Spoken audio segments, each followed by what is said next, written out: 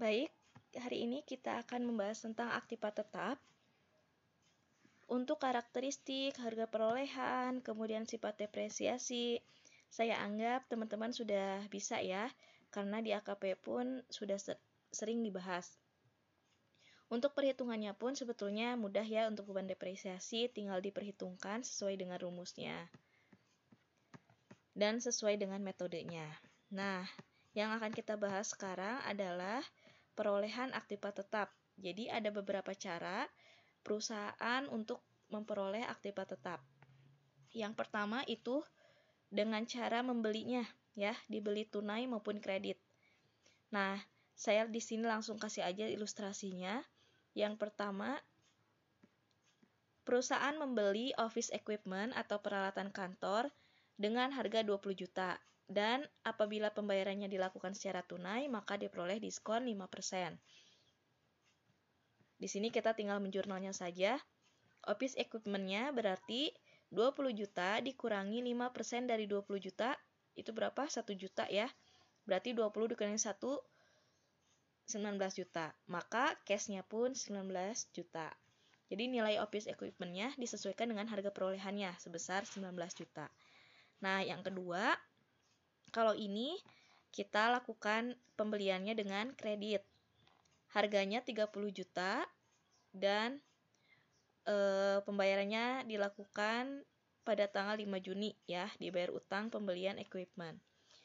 Maka yang pertama ketika kita membeli secara kredit, kita langsung jurnal equipment sebesar 30 juta terhadap akun payable atau utang 30 juta. Nah, ketika dibayar maka utang usahanya berkurang, utang usaha berkurang berarti di debit sebesar 30 juta.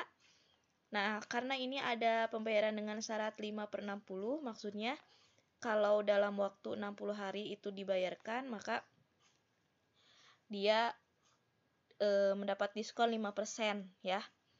Nah, equipment-nya itu ternyata dia belum 60 hari sudah dibayarkan. Dia mendapat diskon 5% dikali 30 juta sebesar 1,5 juta, maka yang dibayarkan tunainya 30 dikurangi 1,5 sebesar 28,5. Mudah ya. Tinggal di jurnal saja dan disesuaikan dengan diskon yang diperolehnya. Ini untuk buku besarnya nih. Cash-nya yang dibayarkan berapa, akun payable-nya, kemudian equipment-nya jadi berkurang ya karena ada diskon tadi. Kemudian yang kedua, dibeli cicilan. Nah, di sini contohnya perusahaan membeli sebuah mobil secara dicicil sebesar 125 juta dengan down payment 25 juta. DP ya. Kalian kalau beli motor, biasanya ada DP-nya itu. Nah, sisanya 50 kali dicicil secara bulanan. Ditambah bunga 1% per bulan yang dihitung dari saldo awal cicilan. Jadi, dia rate-nya itu flat ya. Bunganya terus sama setiap bulannya. Karena yang menjadi pengalinya itu sama. Nah, kita buat dulu jurnalnya. Ini automobile atau mobilnya. Ini saya salah ya, harusnya 125 juta. Karena di sini juga harganya 125 juta. Cash yang dibayarkannya sesuai DP 25 juta. Dan yang dicicilnya ini menjadi kontrak payable atau notes payable sebesar 100 juta. Nah, dan untuk menyicil setiap bulannya, bagaimana menjurnalnya? Notes payable sebesar 2 juta. Dari mana? Dari 125 dikurangi 25 berarti tinggal 100 juta kan yang belum dibayarnya. Nah, 100 juta ini dicicil 50 kali, berarti 100 dibagi 50 sama dengan 2 juta. Berarti 2 juta per bulan. Notes payable-nya 2 juta, kemudian karena ada bunga 1%, maka ditambah interest expense atau beban bunga. Beban bunganya 1% dikali 100 juta, itu sebesar 1 juta. Ini saya salah posisi ya, harusnya 1 juta ini ada di debit barang yang 2 juta ini. Maka cash yang dibayarkan dalam 1 bulan tersebut adalah 3 juta. Jadi balance ya, 2 sama 1 dan cash-nya 3 juta. Paham ya?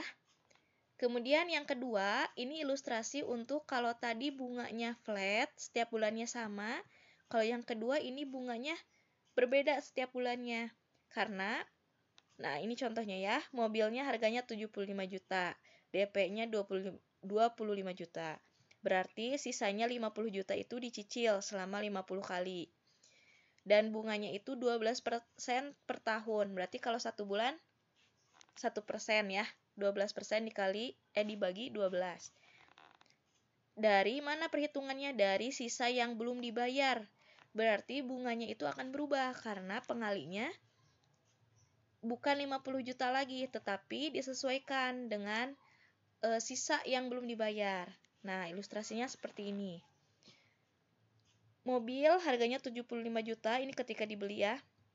Cash-nya 25 juta, kemudian notes payable atau kontrak payable-nya 50 juta.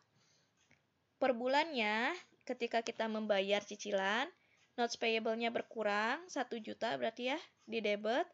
Kemudian ada bunga 500.000, dari mana 500.000? Dari 1/12 kali 12% atau langsung saja 1% dikali 50 juta, 500.000. Nah, di bulan selanjutnya, ketika mau membayar cicilan, nah tanggalnya ini sebenarnya bukan sama ya, ini tanggal bulan depannya. Cicilannya sama, untuk pinjaman pokoknya 1 juta, kemudian bunganya berubah 490 juta. Kenapa? Karena bulan sebelumnya kita sudah membayar 1 juta.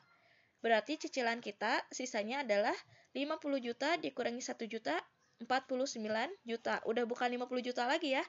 Nah, itu yang dijadikan dasar untuk menghitung bunganya. 1% dikali 49 juta sama dengan 490 juta. Maka yang kita bayarkan untuk bulan berikutnya lebih rendah ya, 1.490.000. Maka untuk bunga bulan-bulan selanjutnya juga kemungkinan akan berkurang ya. Jadi 400 berapa misalnya, dihitung sesuai dengan yang sudah dibayarkan. Begitu ya teman-teman. Kemudian untuk yang ketiga, ditukar dengan saham. Nah, kita bisa juga membeli aset dengan lembar saham yang kita miliki. Dan ini strateginya sih kalau ingin untung, kita menjual saat sahamnya memang sedang naik ya, sedang bagus. Nah, di sini perusahaan menukar 2.000 lembar common stock dengan sebidang tanah. Nah, nilai common stock-nya ini 100.000, tapi harga pasarnya ternyata 160.000 per lembar, lebih besar ya.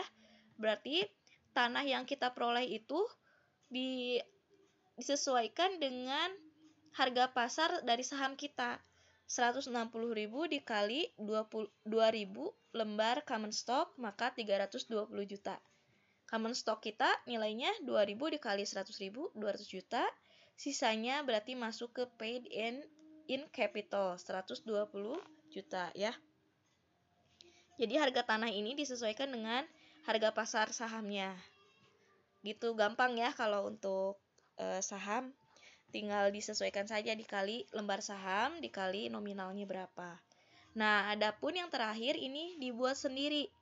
Aktiva tetap ini bisa saja perusahaan membuat sendiri dengan membeli bahan bakunya, misalnya gitu ya. Nah, dan di sini yang perlu diingat, ketika ternyata biaya yang dikeluarkan itu lebih besar dari harga wajarnya, maka nanti selisihnya itu dianggap sebagai kerugian, karena perusahaan malah boros gitu ya ketika dia membuat sendiri. Nah, kalau di sini contohnya, perusahaan itu membutuhkan 3 unit lemari. Harga pasarnya 9 juta. Dan memutuskan untuk membuat sendiri dengan biaya 8 juta. Maka di sini office equipment-nya tinggal di jurnal 8 juta, kemudian cash-nya 8 juta. Kalau misalnya ternyata harga wajarnya tadi 9 juta, maka ya perusahaan telah menghemat 1 juta ya.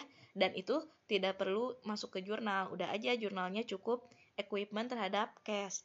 Tapi lain halnya jika ternyata harga pasarnya itu 9 juta, namun yang kita keluarkan ternyata 10 juta. Ada biaya-biaya lain yang tak terduga misalnya ya. biaya yang dikeluarkannya ternyata 10 juta. Berarti kan kita rugi 1 juta ya. Nah, maka harus dijurnal si kerugian tersebut.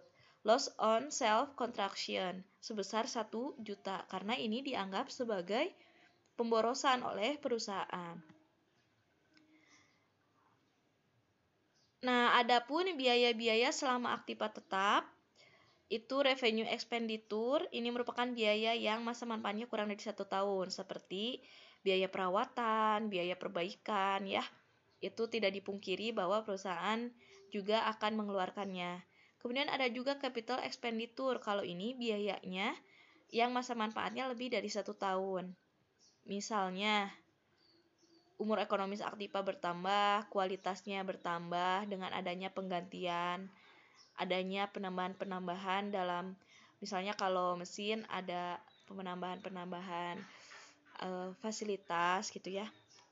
Nah, yang harus menjadi catatan, ketika capital expenditure ini hanya menambah umur ekonomis, tetapi tidak menambah hal-hal lainnya seperti kapasitas dan kualitas, tetap aja misalnya mesin itu mampunya memproduksi hanya 1000, dari awal juga 1000, maka dia masuknya ke akumulasi depresiasi ya, akumulasi penyusutan.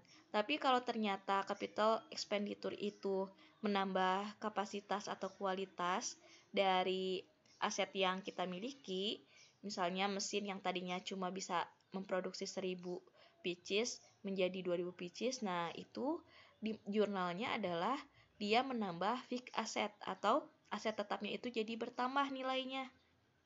Yang tadinya 20 juta misalnya fixed assetnya jadi 25 juta. Nah, si penambahannya itu harus di jurnal. Gitu ya teman-teman, itu untuk tambahannya. Nah, tadi kita sudah mempelajari harga perolehannya itu, cara perolehan aktiva itu ada 4 ya tadi, dibeli tunai atau kredit, intinya dibeli itu. Yang kedua dicicil. Kredit dan cicil beda ya kalau dalam hal ini. Kalau di kredit ini maksudnya kita menghutang tapi cuma sekali, bakal dibayarin lagi sekali gitu. Tapi kalau bicara cicilan, kita membayarnya per bulan gitu, ada periodenya. Kemudian ditukar dengan saham dan juga dibuat sendiri.